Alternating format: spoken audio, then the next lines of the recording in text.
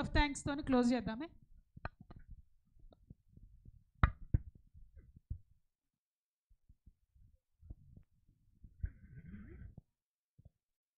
ఈ యొక్క తెలంగాణ అస్తిత్వంపై దాడి చర్చ రౌండ్ టేబుల్ సమావేశానికి విచ్చేసినటువంటి తెలంగాణ మేధావులు, రచయితలు, కవులు, కళాకారులు, వివిధ కుల సంఘాల నాయకులు, ప్రజా సంఘాల నాయకులు అందరికి కూడా పేరు పేరున ధన్యవాదాలు తెలియజేస్తూ ఒక చిన్న విషయం గుర్తు చేస్తా ఉన్నా.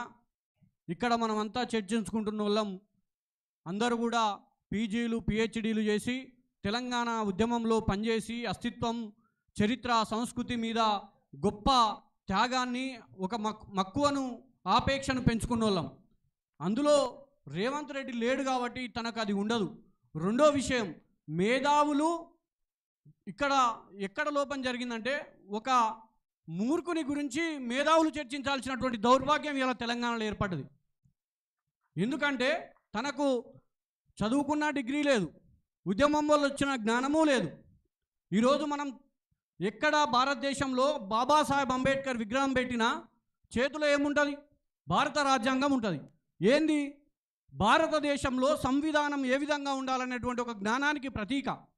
మరి తెలంగాణ రాజముద్రలో కాకతీయ కళాతోరణం లేదు, గంగా జమున తెహజీబుకి ప్రతీక అయినటువంటి చార్మినారు లేదు, తెలంగాణ తల్లి రూపంలో బతుకమ్మ లేదు. మరి దేనికోసం మేము రాష్ట్రం కోసం త్యాగాలు చేసినాం? దేనికోసం తెలంగాణ తల్లిని ఆవిష్కరించుకున్నాం?